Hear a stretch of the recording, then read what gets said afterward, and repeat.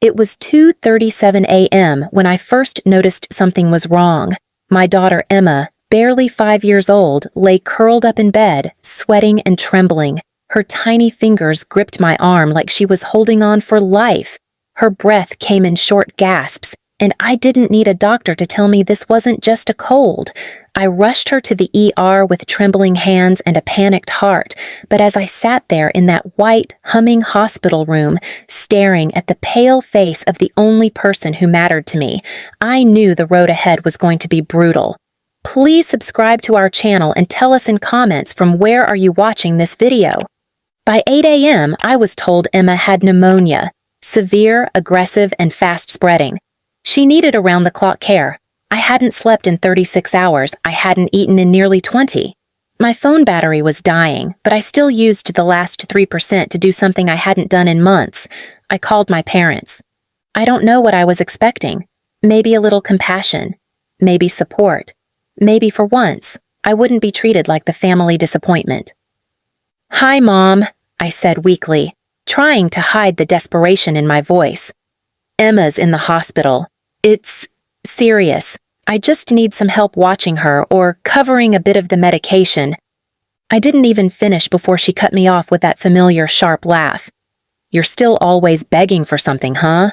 Maybe if you'd picked a better man, you wouldn't be raising that kid alone." I closed my eyes, stunned. "Mom, please!" But my father took the phone next. "You've always been the needy one, Lila. Your sister? She doesn't go looking for handouts." I wanted to scream, to cry, to curse them out, but instead, I just hung up. Tears fell silently as I looked at Emma's sleeping body. I stroked her hair and whispered, "I'll figure this out, baby, even if it kills me." Later that afternoon, I tried my last resort, my sister, Brielle. She had just gotten a sponsorship deal for her fitness channel and recently moved into a condo downtown. She flaunted everything, her hair, her wealth, her filtered happiness, and constantly reminded the world how grateful she was for her perfect life. "Seriously, Lila?" she said when I called. "You're still playing the single mom sympathy card?" "It's not a card. She's sick." "Right," she said, dragging out the word. "You know what's sick. Still not being able to handle your own life at 30. You've always been a loser." That word, loser. She said it so easily, so casually, like I wasn't the same girl who once helped her with math homework, who stood by her during her first messy breakup, who even babysat her dog when she went to Bali. I sat there in the fluorescent hospital lighting with a discharged phone and an overdraft notice pinging into my email. I stared at my reflection in the window, hollow-eyed, broken, invisible. No one was coming. No one ever did. And that's when something shifted. I wasn't going to cry anymore. I wasn't going to beg. I wasn't going to make another call or send another message into a black hole. Instead, I opened a notebook and started writing a list. Not of the money I needed, not of favors I could ask, but of every person who had kicked me while I was down, every cruel word, every fake laugh, every door slammed in my face. I wrote it all down, not as a victim, but as evidence. Because what they didn't know was, the only thing more dangerous than a mother alone is a mother who's finally done being silent. The weeks that followed were the hardest of my life. Emma was placed on an aggressive antibiotic regimen, and the medical bills piled up like bricks on my chest. I worked nights from the hospital room, typing freelance articles, managing clients on 2 hours of sleep, and still managing to read Emma bedtime stories between IV changes. The nurses began to notice. "You don't leave," one said kindly. "You never even go home." Home? I almost laughed. My apartment was cold, tiny, and barely habitable. But even worse, it was filled with echoes of the silence from my family.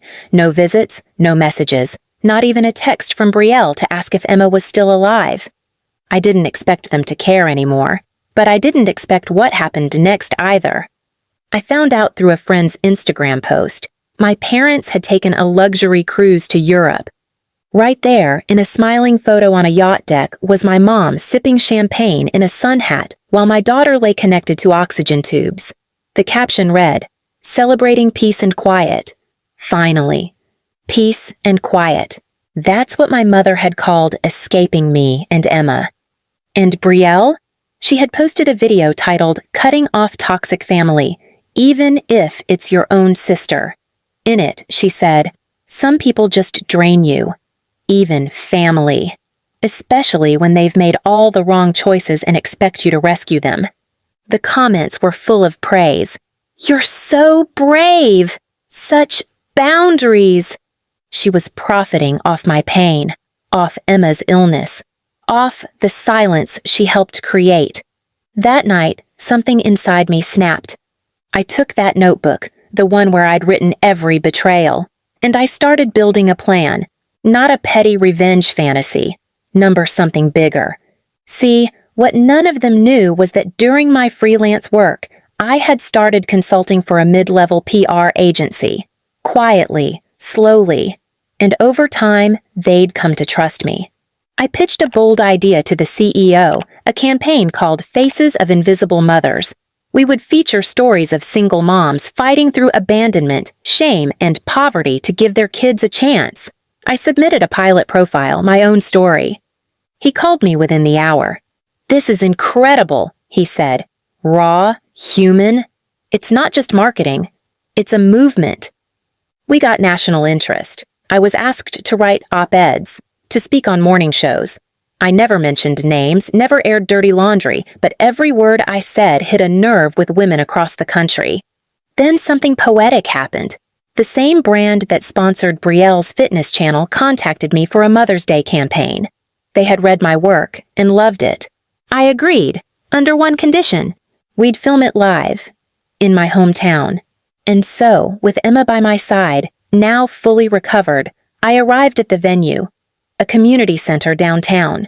We stepped onto a makeshift stage in front of mothers and daughters, camera crews, and reporters. My parents were in town, fresh from their trip. I knew they'd see the flyers. I knew Brielle would notice the press. And I knew they'd come. They did. Late, standing at the back, confused. Until I stepped up to the mic and said, "My daughter once asked me why Grandma and Grandpa never came to the hospital. I told her, some people only love you when it's convenient. Today, we love out loud, even when it's hard, even when no one claps." The room went silent. I held Emma's hand as we walked off stage. Brielle approached later, lips trembling. "That post wasn't... I didn't mean it like that." I looked her in the eyes and simply said, "Don't worry. You're just being dramatic, right? That's what you always said about me." My mom tried to hug me. I stepped back. "I'm not angry anymore," I said, "just unavailable." It had been 3 months since that campaign aired, 3 months since my family's silence was broadcast without ever saying their names. And yet, everyone in town seemed to know who they were. Brielle's brand sponsorships began to vanish. Quietly at first, one fitness company paused their partnership. Another canceled an upcoming collaboration. Apparently, the irony of preaching family values while publicly mocking your sister's sick child didn't sit well with audiences. My parents, once the darlings of the church committee and country club circuit, found themselves politely excluded. Invitations stopped. Whispers grew. People started to remember what they had tried to forget, all the birthday parties they skipped, all the holidays they spent doting on Brielle while I sat alone. And still, I didn't gloat. I didn't make a single post. No dramatic takedown, no vengeful tweet. I simply lived better. I started an initiative called Emma's Room, a community fund to help struggling single mothers with emergency childcare and medical support. The first woman we helped had been sleeping on a bus stop bench with a toddler. We gave her shelter, meals, and a doctor's appointment the next day. A news crew came to cover the story. And this time, it wasn't about the pain I'd endured. It was about the hope I had built. Emma painted a small mural inside the center. Bright yellow sun, a stick figure mom and child, hearts surrounding them. It said, "Love speaks loudest when no one else will." One morning, while hanging a new donation plaque, the receptionist called out, "There's someone asking for you." I turned and froze. It was my father. He looked smaller, paler. The suit was still expensive, but his posture was humbled. "Can we talk?" he asked. I nodded slowly and led him to the back room. He sat. Then, without looking up, he placed something on the table. A photo. Me, as a child, holding a teddy bear. On the back, "To my brave girl. You always saw more than we did." Then, a check. $25,000. "It's all we could move quickly," he said quietly. "We want to help now. We know we failed." I stared at the check for a long moment, then slid it back. "Help someone else," I said. "Help a mother who doesn't have what I have." His eyes welled up. "And what do you have?" I smiled. "Peace." He left, and I didn't cry. Later that day, I saw Brielle waiting outside. She looked nothing like the online version of herself. No lashes, no lighting. Just a girl in jeans, holding a coffee, looking scared. "Do you hate me?" she asked. "No," I replied. "But I'm done trying to earn a love that was always conditional." She whispered, "You were never the loser." I nodded. "I know." As I walked back into the center, Emma came running. "Mom, the new family is here!" I knelt down to greet a tired mother carrying a baby. She looked at me the way I used to look at everyone, hoping but too afraid to expect kindness. I took her hand. "You're safe here," I said. "We see you. We'll help." And that's the thing about pain.